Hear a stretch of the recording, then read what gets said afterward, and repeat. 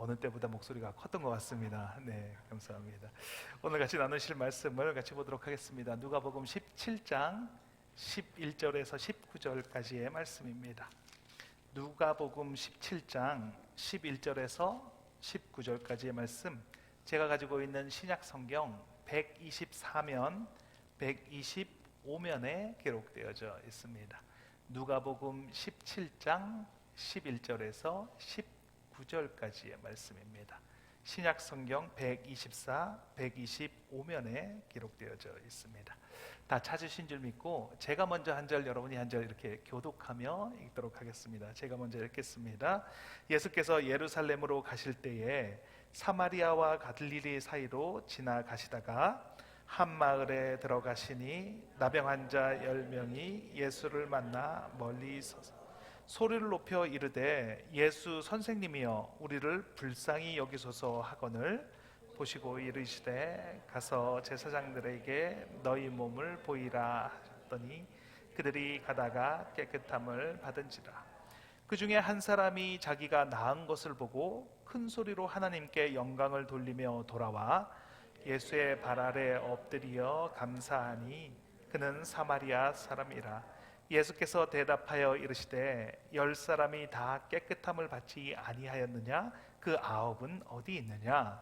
이 이방인 외에는 하나님께 영광을 돌리러 돌아온 자가 없느냐 하시고, 같이 읽겠습니다. 그에게 이르시되 일어나 가라, 내 믿음이 너를 구원하였느니라 하시더라. 아멘. 오늘의 말씀의 제목은 당연함이 믿음입니다 라는 제목으로 말씀의 은혜를 나누겠습니다. 아마 대부분의 사람들이 지금 제가 드릴 말씀을 들어보셨을 텐데, 어떤 심리학자가 실험을 했습니다. 어떤 마을에 일정한 구역을 정하고 아무런 조건 없이 매일 아침마다 $100를 그 집 앞에 놓아두고 그 결과가 어떻게 되는지를 관찰을 하는 것입니다. 첫째 날 그가 집집마다 들러서 현관에 $100를 놓는 것을 본 사람들은 그를 의심의 눈초리로 바라보기 시작했습니다. 멈칫멈칫 나와서 돈을 가지고 들어갔습니다. 둘째 날에도 거의 비슷한 상황이 연출이 되었습니다. 그런데 셋째 날, 넷째 날이 되자 사람들이 그 돈이 진짜인 것을 확인을 하고 날마다 $100를 주고 가는 그 이상한 사람에 대해서 대화를 나누기 시작을 했습니다. 그래서 마을이 떠들썩해졌습니다. 2주 정도 시간이 지나가자 사람들은 현관 입구에 나와서 직접 돈을 나눠주는 사람을 기다리는 그런 시간들이 가고 있었습니다. 3주째가 되었습니다. 돈을 주고 가는 사람을 신기하게 생각하는 사람이 아무도 없습니다. 4주가 되었을 때 매일 $100씩 놓고 돈을 받는 것이 세수하고 밥 먹는 것처럼 너무나 익숙해졌습니다. 그것을 너무나 당연하게 받아들였습니다. 매일 $100씩 주고 가니까 그만 일을 그만두고 그것을 받고 아껴서 쓰는 그런 사람도 생겨나기 시작했습니다. 드디어 실험 기간이 끝나는 마지막 날이 되었습니다. 이 마지막 날은 그 전에 했던 것과는 달리 그냥 그 사람이 돈을 주지 않고 그 마을을 지나가는 것입니다. 골목길을 지나가고 있는데 예기치 못한 반응들이 나오기 시작합니다. 마을 사람들이 문을 걸치게 열고 현관을 나와서 성난 목소리로 내 돈을 왜 안 주고 지나갑니까? 이렇게 외치기 시작했습니다. 빨리 내 돈 주고 가세요. 돈 줘. 이렇게 외치기 시작했습니다. 왜 동네 사람들이 화가 났습니까? 매일 $100씩 줄 것을 계산하고 직장도 그만두고 좀 편하게 살려고 했는데 당연히 $100을 받을 것이라고 생각하고 있는데 주지 않아서 화가 났습니다. 당연하다고 생각되는 일이 되지 않자 화가 난 것입니다. 당연하다는 말은 앞뒤 사정을 볼 때 당연히 마땅히 그러하다라는 것을 이야기합니다. 그러니까 당연한 것은 그렇게 되는 것이 마땅하기에 그것이 되지 않으면 화가 나는 것입니다. 오늘 본문은 10명의 나병 환자가 등장을 합니다. 예수님을 소리 높여 부릅니다. 우리를 불쌍히 여기소서. 선생님이여, 우리를 불쌍히 여기소서. 그랬더니 예수님이 제사장에게 가서 몸을 보이라, 이렇게 말씀을 하셨습니다. 나병 환자는 부정하기 때문에 사람들 앞에 나아갈 수가 없습니다. 그래서 따로 살아야 하는데, 병이 치유가 되면 제사장에게 가서 몸을 보이고 제사장이 다 나았다라고 판정을 내리면, 그러면 다른 사람들과 어울려 살기 때문에, 그렇기 때문에 제사장에게 가서 몸을 보이라 라고 말씀을 하신 겁니다. 그렇게 몸을 보이고 나서 판정이 되면 부모와 형제와 그렇게 다른 사람들처럼 살아갈 수 있게 됩니다. 제사장에게 가는 길에 10명 모두가 다 치유함을 받았습니다. 그런데 사마리아 사람 한 사람만 예수님께 돌아옵니다. 그리고 예수님의 발 아래 엎드려 감사했습니다. 그랬더니 예수님이 말씀하십니다. 10명이 다 깨끗함을 받지 아니하였느냐? 9명은 어디에 있느냐? 라고 묻습니다. 그리고 말합니다. 일어나라, 내 믿음이 너를 구원하였느니라. 나병에서 깨끗함을 받은 내가 구원을 받았느니라, 이렇게 말씀하지 않으셨습니다. 돌이켜 내게 돌아온 내가 구원을 받았다라고 말씀하시지 않으셨습니다. 엎드려 감사한 내가 구원을 받았다라고 말씀하지 않으셨습니다. 예수님은 내 믿음이 너를 구원하였다라고 그렇게 말씀하셨습니다. 가던 길을 멈추고 돌이켜 돌아와 하나님께 영광을 돌린 그 사람을 예수님이 믿음이다라고 표현을 하셨습니다. 그리고 그 믿음이 너를 구원하였다라고 말씀하셨습니다. 10명의 나병 환자가 치유를 받았을 때 9명은 병에서 치유받은 것을 당연하게 여겼습니다. 나도 진작에 치유를 받고 다른 사람들과 똑같이 살아갔어야 하는 존재였는데 이제서야 치유를 받게 되었네. 나도 이제 부모와 형제와 가족들과 함께 살게 되었으니 당연히 그렇게 살아가야 되는 거 아니야? 이렇게 생각했습니다. 그렇게까지 생각한 것이 당연한 것이라고 생각했습니다. 앞뒤 전후는 잘 모르겠고 이렇게 치유받은 것이 당연해, 이렇게 생각을 한 것입니다. 마치 $100를 매일 받다가 보니까 계속 받는 것이 당연하게 느껴지는 것처럼 말입니다. 나는 매일 $100를 받던 사람인데 그게 뭐가 감사한 일입니까? 당연한 거지. 9명은 믿음이 여기까지입니다. 그런데 사마리아인 한 명은 달랐습니다. 치유를 받았습니다. 그리고 예수님께 나와 엎드려 감사했습니다. 하나님께 영광을 돌렸습니다. 그 사마리아인은 그것이 당연한 것이었습니다. 당연히 해야 할 일을 한 그것을 예수님은 믿음이다 라고 말씀을 하셨습니다.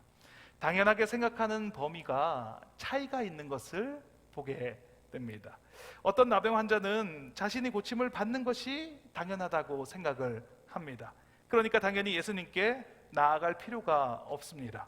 고침을 받는 것이 당연하기 때문입니다.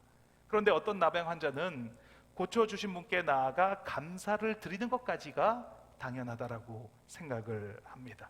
그래서 예수님께 나아가 감사를 표현합니다. 감사합니다. 영광을 올려드립니다. 정말 감사합니다. 예수님은 이 상황을 어떻게 바라보고 있습니까? 그럴 수도 있지. 이런 사람도 있고 저런 사람도 있고 뭐 다양하니까 그럴 수 있지. 이렇게 생각하고 계십니까? 그렇지 않습니다. 예수님도 황당해 하시는 것 같습니다. 오늘 본문 누가복음 17장 18절 말씀입니다. 같이 한번 읽겠습니다. 이 이방인 외에는 하나님께 영광을 돌리러 돌아온 자가 없느냐 하시고, 이 이방인 외에는 이렇게 말씀하십니다. 아니 어떻게 이 이방인만 왔느냐, 다른 사람들은 왜 오지 않았느냐, 이렇게 말씀하고 있는 것입니다. 이 본문에는 성경 어디에도 사용되지 않은 한 단어가 사용되는 것을 볼 수가 있습니다. 이방인으로 번역된 알로게네스라는 그런 단어입니다. 알로게네스는 다른이라는 뜻의 알로스와 혈통이라는 게노스가 합쳐진 합성어입니다. 그러니까 다른 혈통을 가진 사람이라는 뜻이 됩니다. 이 단어가 사용된 이유는 영광을 돌리러 온 유일한 사람이 다른 혈통이었다라는 것을 강조하기 위해서 사용이 되었습니다. 하나님께 영광을 돌리러 온 유일한 사람이 혈통과 관계없는 이방인이다라는 것을 이야기를 합니다. 그리고 돌아온 자가 없느냐라고 이렇게 말씀하시면서 당연히 10명이 왔어야 했는데 왜 나머지는 보이지 않느냐 이렇게 말씀을 하고 있습니다. 당연하게 생각하는 것까지가 믿음입니다. 우리가 당연하게 생각하는 범위는 어디까지입니까? 예수님께서 나를 찾아와 주셨습니다. 성령님의 인도하심을 경험합니다. 그것이 당연한 것입니까? 나는 죄에서 구원을 받을 것이 너무나 당연합니까? 하나님의 자녀니까 원래는 죄의 종이었는데 예수님께서 십자가의 죽으심으로 세상의 모든 사람들을 구원할 수 있는 길을 열어주셨기 때문에 내가 구원을 받는 것이 당연한 것입니까? 내가 특별히 그렇게 감사할 일은 아니지. 다른 사람들도 다 구원을 받았는데 내가 뭐 그렇게 특별히 감사하다고 해야 되는가? 그렇다면 그 사람의 믿음은 거기까지입니다. 그렇게 당연하게 여기는 곳까지가 그 사람의 믿음이라는 것입니다. 그런데 어떤 사람은 모든 것에 감사를 합니다. 그 구원의 감격의 은혜를 어떻게 할지 몰라서 40년 동안 매일같이 나가서 10명씩 전도하는 사람이 있습니다. 그런 삶을 살아가는 사람이 있습니다. 어떤 사람은 선교사로 헌신해서 오지에서 평생을 살아가는 사람이 있습니다. 어떤 사람은 순교의 삶을 살아가는 사람도 있습니다. 왜 그렇습니까? 머리가 모자라서, 너무 착해서, 순진해서, 세상을 잘 몰라서? 그렇지 않습니다. 그렇게 하는 것이 당연하기 때문입니다. 이분들에게는 그 감격의 무게가 너무나 커서, 그 은혜가 너무나 놀라워서 그렇게 하는 것이 너무나 당연한 것입니다. 사람마다 당연하게 여기는 범위가 다릅니다. 그런데 예수님 찾아와서 예수님 발 아래 엎드려 감사하는 사람을 구원해 주십니다. 우리는 무엇을 당연하게 여기고 있습니까? 어디까지 당연한 것입니까?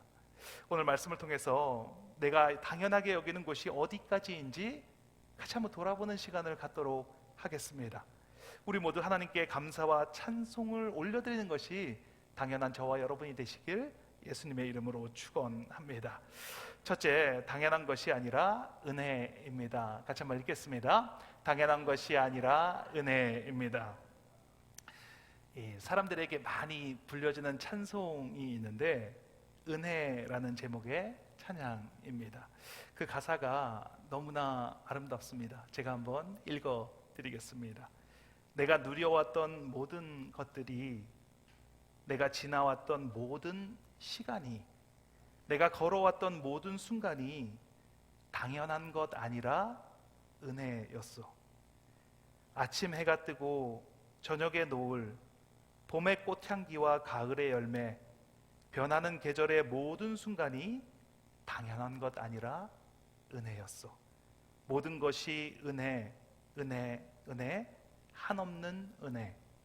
내 삶에 당연한 것 하나도 없었던 것을 모든 것이 은혜, 은혜였어. 내가 이 땅에 태어나 사는 것, 어린아이 시절과 지금까지 숨을 쉬며 살며 꿈을 꾸는 삶, 당연한 것 아니라 은혜였어.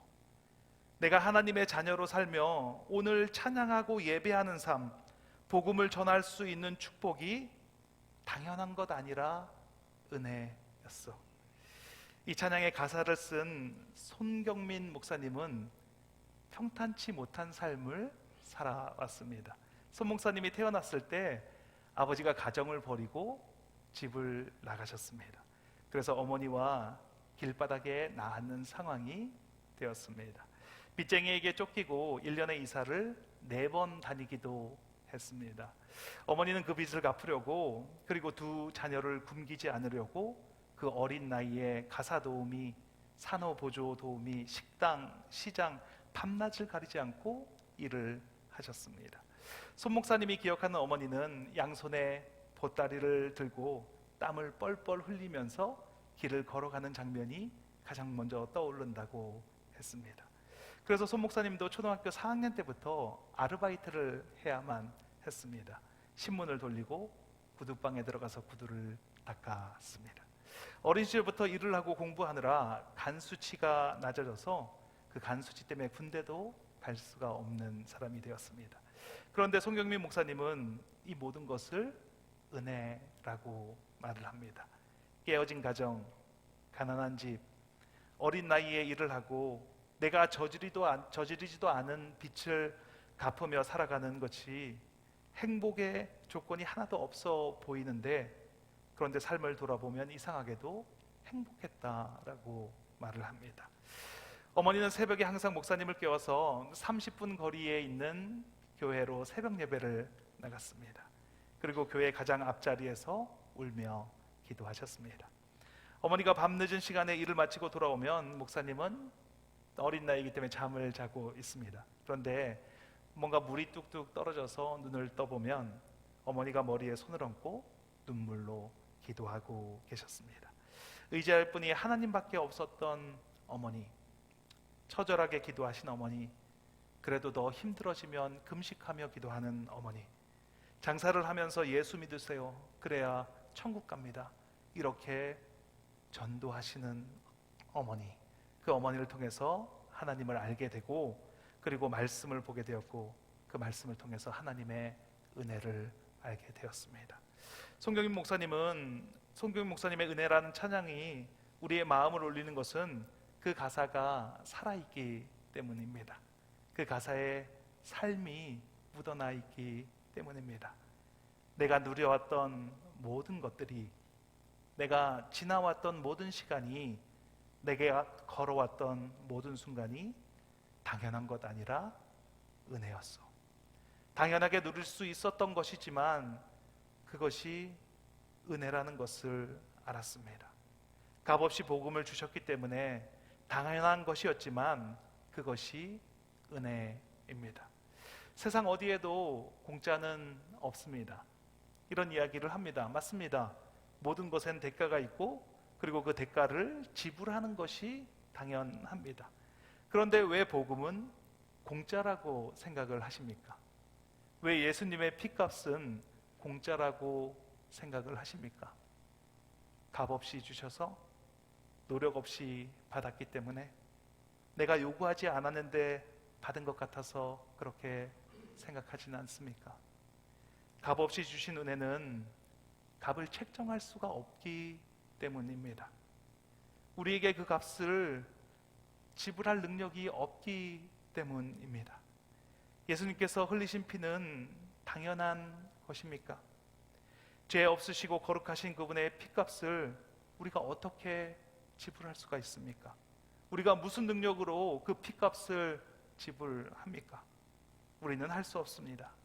그렇기 때문에 거저 주신 것입니다. 그래서 당연하다고 생각하면 안 됩니다. 그것은 잘못된 것입니다. 우리가 거저 받았지만 그것이 은혜라는 것입니다.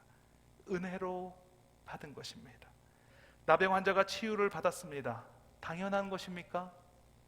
그들이 치유를 받아야 할 이유가 무엇이 있습니까? 그렇게 말할 수 있는 권리가 그들에게 있습니까? 그런데 왜 은혜를 모르는 것입니까? 왜냐하면 당연하게 생각하기 때문입니다. 자신들은 그것을 받을 자격이, 권리가 있다라고 생각하니까, 그러니까 감사를 표현하지 않습니다.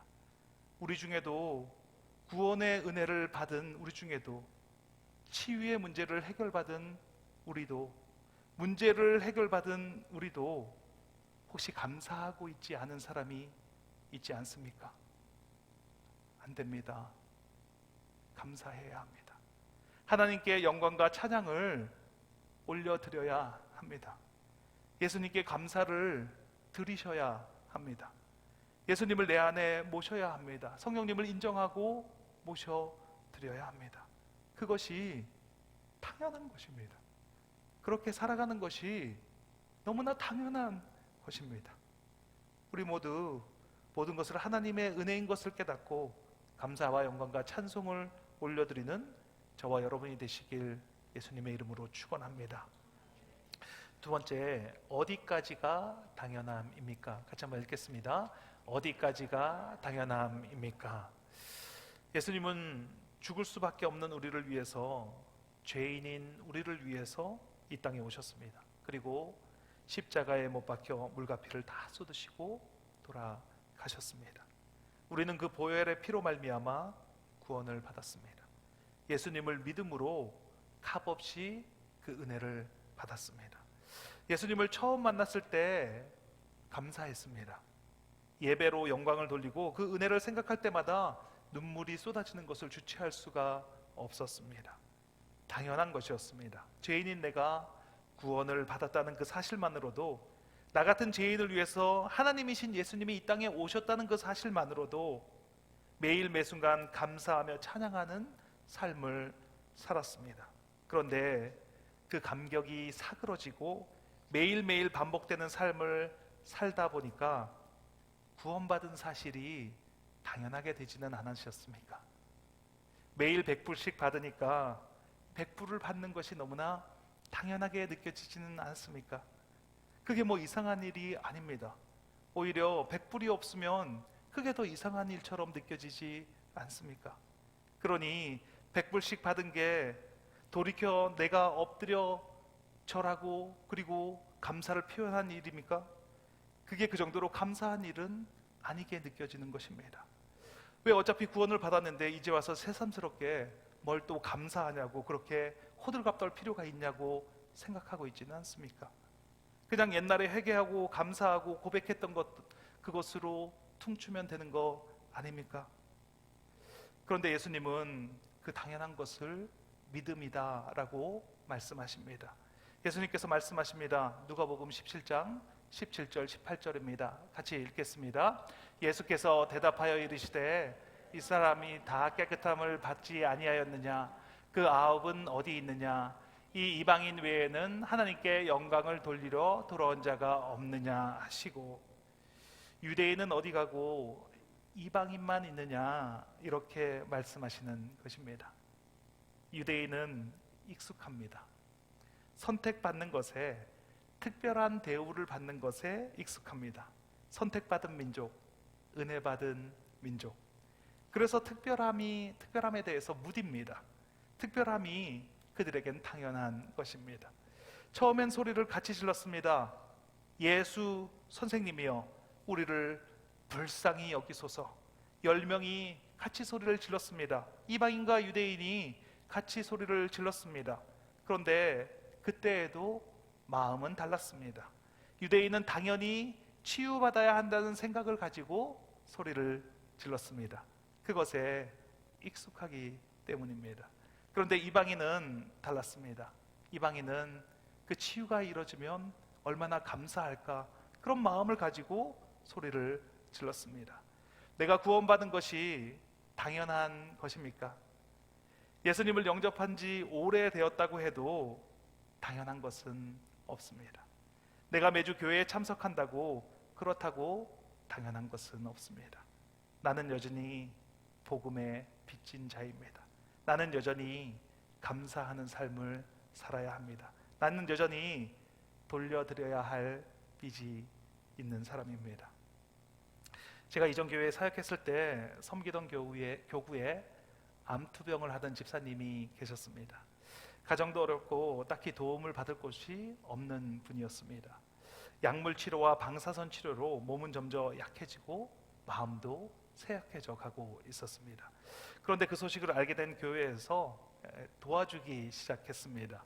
물질로 돕기 시작했습니다. 또 같이 기도하기 시작했습니다. 어떤 분은 개인적으로 어려운 사정을 알고 정말 많은 물질을 집사님께 드렸습니다. 또 다른 분은 식사를 잘 못하시는 그분께 매일 찾아가서 식사를 준비해서 그분께 드렸습니다. 꽤 오랜 시간 암과 싸웠습니다.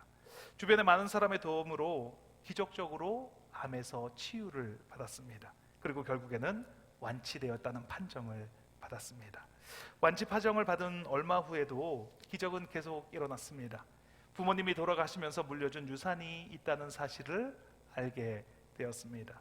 이제는 일하지 않아도 약해진 몸을 추스리며 아이들과 함께 냄새가 나고 벌레가 나오는 집이 아니라 깨끗하고 좋은 집에서 살 수 있는 그런 환경이 되었습니다.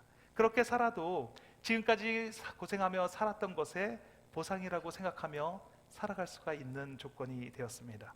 그런데 그 집사님은 좋은 집으로 이사를 가신 대신에 그 돈을 돌려드리기 시작했습니다. 유산으로 받은 돈을 교회의 어려운 사람들을 위해서 구제 헌금으로 내어놓았습니다. 교회에서 봉사를 하기 시작했습니다.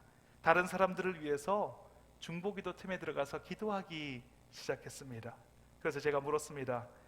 이제 좀 깨끗한 집에서 아이들과 좀 편하게 사시죠. 몸도 완전하지 않은데 지금까지 너무 고생하셨지 않습니까? 왜 그러셨어요, 집사님? 그랬더니 그분이 대답합니다. 이게 당연한 겁니다.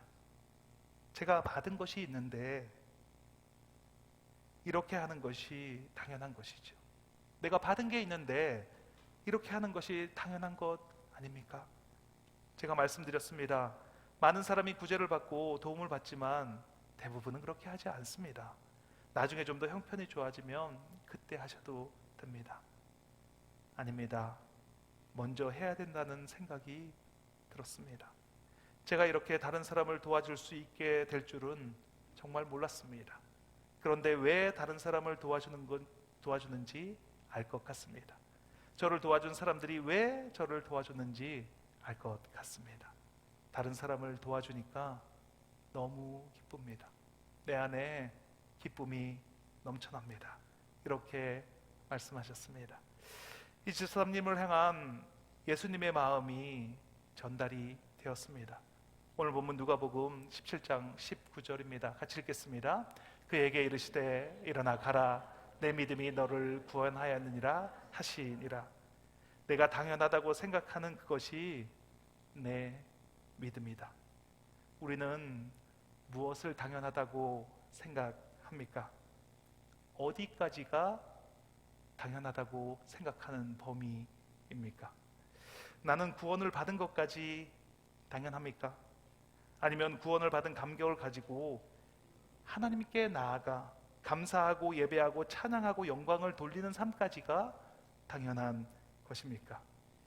예배에 나가주고 봉사도 해주고 성경 암송 그 정도 해주고 헌금도 그까짓 거 해주고 나니까 이 정도 하는 거지 다른 사람은 어림도 없다라고 생각하고 있지는 않습니까? 아니면 구원의 감격으로 예수님께 매일 매순간 감사를 고백해도 그 은혜를 갚을 길이 없다고 생각하고 예배에 참석하고 계십니까? 도대체 어느 쪽 삶을 살아가고 계십니까? 우리가 당연하게 생각하고 행동하는 그것이 믿음입니다. 예배의 감격과 감사가 삶에서 당연하게 넘쳐나시는 저와 여러분이 되시길 예수님의 이름으로 축원합니다. 같이 기도하는 시간을 갖도록 하겠습니다. 하나님 감사합니다. 내가 당연하게 생각했던 것들은 은혜였습니다. 익숙해서 그렇게 살아와서 그것을 당연하게 생각했습니다. 그런데 돌아보니 모든 것이 하나님의 은혜였음을 고백합니다.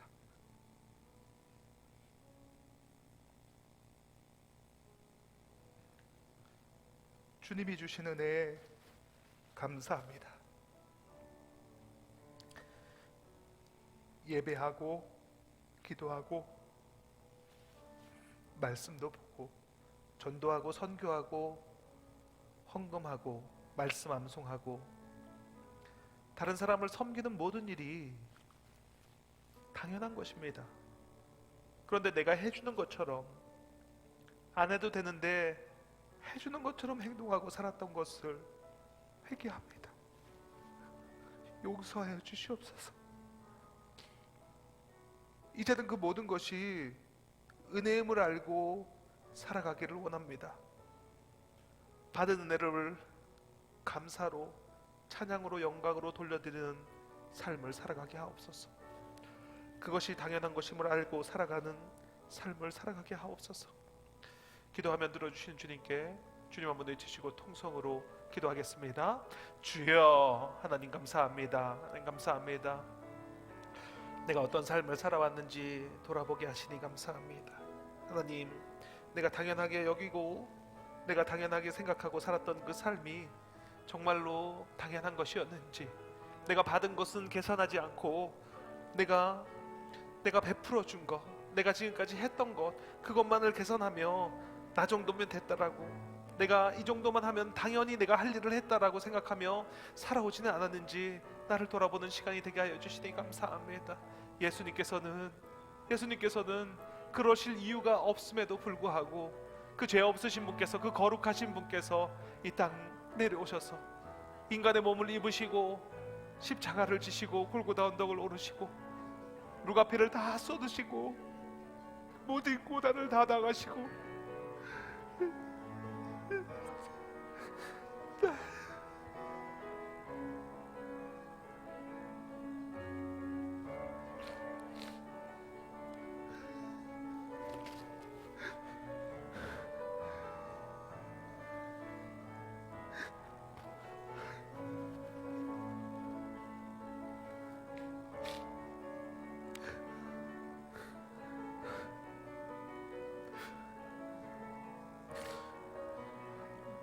날 위해서, 벌레보다 못한 나를 위해서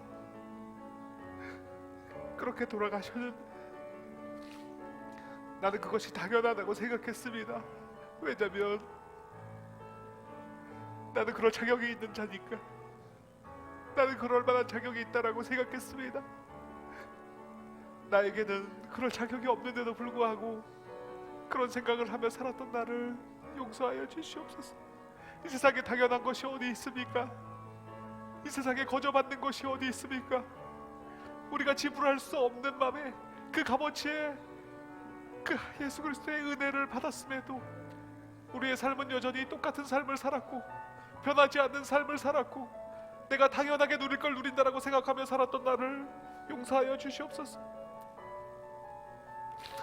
하나님 앞에 나를 내어드리고 복음을 먼저 맡은 자로서 그 복음을 전달하는 그런 삶을 살아갈 수 있도록 하나님 인도하여 주시옵소서.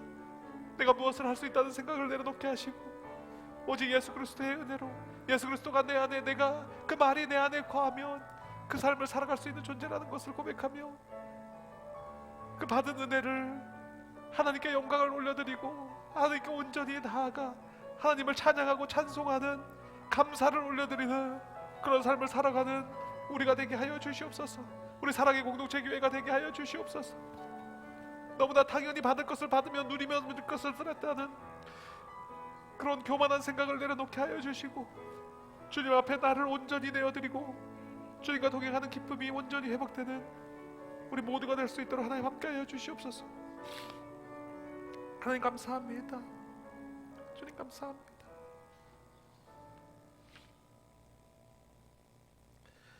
아픈 곳이 있으시면 아픈 곳 위에 손을 얹으시고 간절한 기도 제목 소원이 있으시면 가슴 위에 손을 얹고 함께 기도하겠습니다.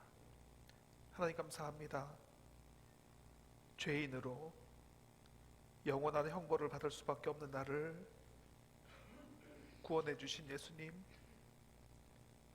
그 은혜가 너무나 무뎌지고 너무나 뭉툭해져서 당연한 줄 알고 살았습니다.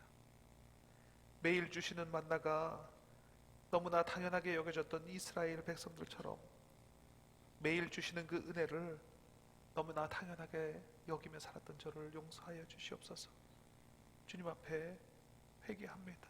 나를 내어드립니다. 값없이 주신 은혜에 감사하며 살아가는 제가 되게 하여 주시옵소서. 찬송과 경배와 존귀와 찬양을 올려드리길 원합니다. 매일의 삶에서 감사하게 하시고 존귀와 찬양을 올려드리는 귀하고 복된 삶을 살아가게 하옵소서. 그것이 당연한 것임을 알고 살아가는 우리 모두가 되게 하여 주시옵소서. 이곳에 하나님의 나라가 임했음을 선포합니다. 하나님 나라의 주인은 예수 그리스도이십니다. 나사렛 예수 그리스도의 이름으로 명하노니 육신의 질병이 깨끗하게 되었음을 선포하노라. 그가 찔림은 우리의 허물 때문이요 그가 상함은 우리의 죄악 때문이라. 그가 징계를 받음으로 우리는 평화를 누리고 그가 채찍에 맞음으로 우리는 나음을 받았도다. 머리끝부터 발끝까지 예수 그리스도의 정결한 보혈의 피를 뿌리고 바르고 덮습니다. 암세포가 소멸되게 하시니 감사합니다. 고혈압이 떠나가게 하시고 당뇨병이 깨끗하게 치유되게 하시니 감사합니다. 허리 통증이 사라졌음을 선포합니다. 안면 근육이 깨끗하게 치유되었음을 선포합니다. 두통이 사라지게 하시고 기관지가 깨끗하게 치유되게 하시니 감사합니다. 소원과 기도 제목을 가지고 손을 얹었습니다. 불안한 마음, 억울한 마음, 분한 마음, 두려운 마음이 떠나갔습니다. 용서하지 못하게 하는 마음이 사라졌음을 선포합니다. 사랑으로 행하지 못하게 하는 더러운 영, 지금 시간 묶음을 놓고 떠나갈지어다. 하나님 나라에서 이루어진 것이 이 땅에서 이루어졌음을 선포합니다. 그것을 증거하게 하시네 감사합니다. 예수 그리스도의 이름의 권세가 믿어지게 하시고 입으로 선포하게 하시고 그 삶이 그려지게 하시고 그 삶을 살아가게 하시니 감사합니다. 예수 그리스도의 이름으로 기도합니다. 아멘.